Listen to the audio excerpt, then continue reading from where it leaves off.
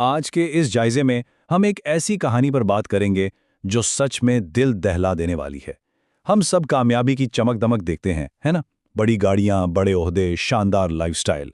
लेकिन इस चमक के पीछे जो अंधेरा और जो कुर्बानियां होती हैं, वो अक्सर हमें नजर नहीं आती। अमन नामी एक शख्स की ये यादें हमें बताती हैं कि जब एक ख्वाब हकीकत बनता है तो उसकी असल कीमत क्या होती है। तो चलें सीधा कहानी में उतरते हैं। जरा एक मंजर ज़हन में लाएं। एक बहुत ही शानदार लग्जरी किस्म का दफ्तर है। आमिन, जो अब एक बहुत बड़ा और कामयाब अफसर बन चुका है, अपनी कुर्सी पर बैठा है। इर्द गिर्द लोग उसकी कामयाबी की तारीफें कर रहे हैं। लेकिन आमिन की नज़रें अपने सामने रखी है खाली कुर्सी पर जमी है। वो कुर्सी जहां उसके वालिद को होना चाहिए था।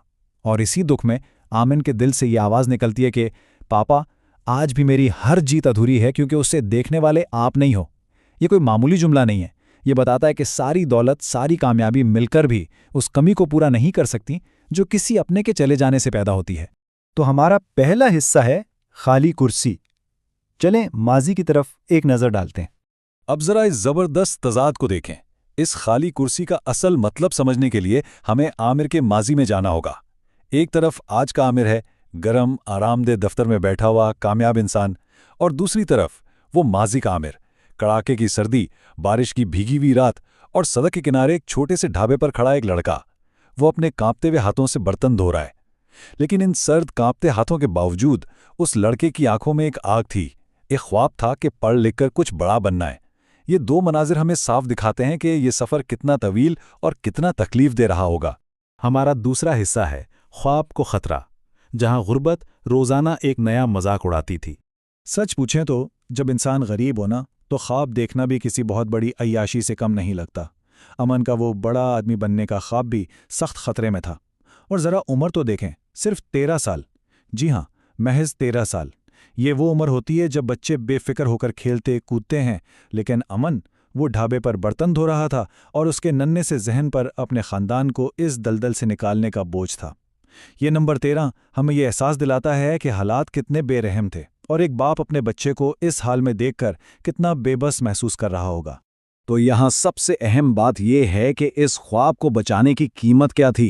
अमन के वालिद एक गरीब रिक्शा चलाने वाले थे। वो दिन रात एक कर देते थे ताकि अमन स्कूल जा सके। लेकिन फिर अचानक स्कूल से एक बेरहम नोटिस आ गया, फौरन फीस जमा करवाएं वरना अमन का नाम काट दिया जाएगा। अब जाहिर है घर में पैसे तो थे नहीं। अमन को वो रात आज भी याद है। उसने पहली बार, जी हाँ पहली बार, अपने बाप को छुपकर रोते देखा था। वो थका हारा बाप रात के अंधेरे में बैठकर पुराने सिक्के गिन रहा था, लेकिन वो फीस के लिए पूरे नहीं हो रहे थे। और फिर टूटे हुए दिल से एक दुआ निकलती है भगवान, मेरे बेटे का ख्वाब मत तोड़ना। गुर्बत का ये चेहरा वाकई इंसान को अंदर से हिलाकर रख देता है। और फिर आता है तीसरा हिस्सा, वो मनहूस दिन, कहानी का एक इंतहाई खौफनाक मोड़। वो रात तो जैसे तैसे गुजर गई, लेकिन चलें देखते हैं कि अगला दिन क्या लेकर आया। अमन की यादों में ये दिन एक डरावने ख्वाब की तरह है।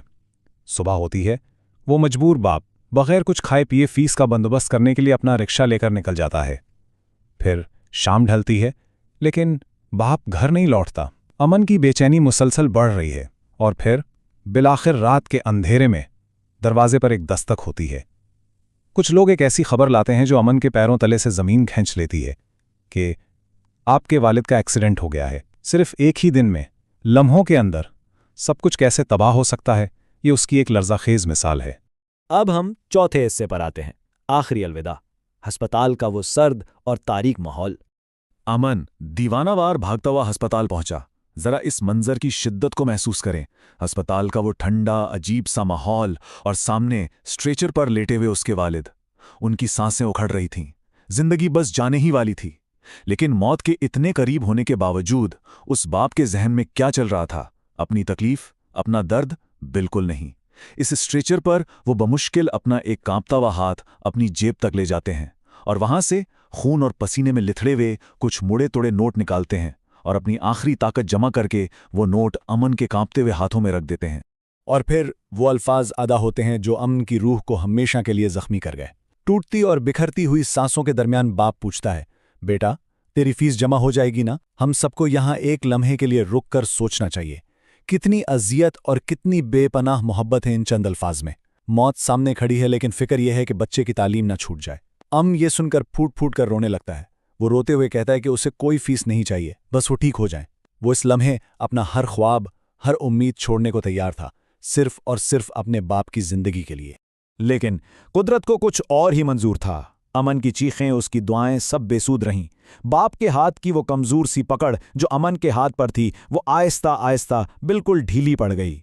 और फिर वो आवाज़ जो अस्पताल में सबसे ज्यादा डरावनी होती है, दिल की धड़कन दिखाने वाली मशीन की आवाज़, अचानक एक लंबी सीधी लकीर में बदल गई। सब खत्म हो गया।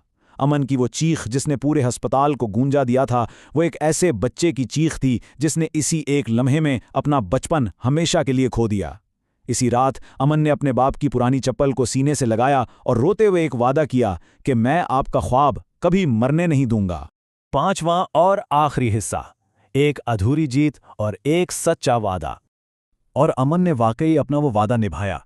सालों की अनथक मेहनत, खून पसीना और उन मुड़े हुए नोटों का कर्ज चुकाते हुए वो आज इस शानदार दफ्तर तक पहुंचा है।